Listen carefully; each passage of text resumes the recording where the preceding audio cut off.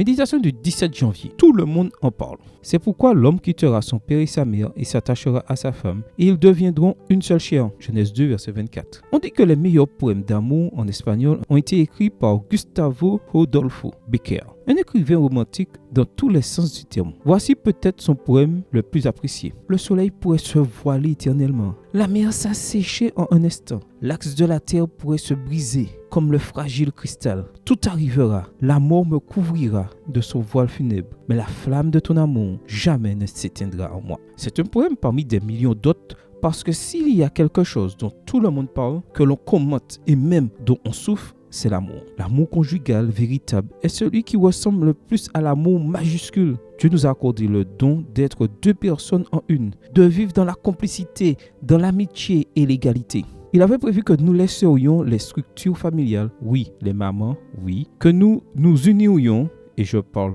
d'une intimité, à un conjoint de gens différents. C'est le texte qui le dit explicitement. Et que nous formerions une seule personne. Ce serait un amour d'un tel calibre que le mot éternel l'accompagnerait. Puis survint le péché. Et bien que Bécquer ne le dise pas, de nombreuses situations ont fragilisé l'amour authentique. D'abord, le couple a cessé d'exister. Ce n'étaient plus deux personnes différentes, mais totalement complémentaires, mais deux personnes inégales. L'intimité s'est limitée à la sexualité. Les désirs de la chair sont devenus indépendants des raisons du cœur. Le noyau familial s'est transformé en patriarcat, en polygamie ou en concubinage. Et l'image souhaitée par Dieu s'est diluée. Il a fallu recourir à des commandements et des lois pour que les hommes et les femmes puissent saisir à nouveau le panorama de cet amour. C'est la raison pour laquelle Jésus a fait en sorte que nous comprenions la grandeur du projet de la Genèse concernant l'homme et la femme. Il sait que c'est un amour si puissant qu'il peut tout changer s'il est bien ciblé. C'est aussi la raison pour laquelle Satan s'emploie à fond dans cette affaire. Il sait que perverti, cet amour est une immense diversion qui nous rend aveugles. Rappelez-vous les dictons. Et malheureux. Nous le désirons tellement, nous avons été conçus pour cela, que nous pouvons passer notre vie en allant d'insatisfaction en insatisfaction à le chercher.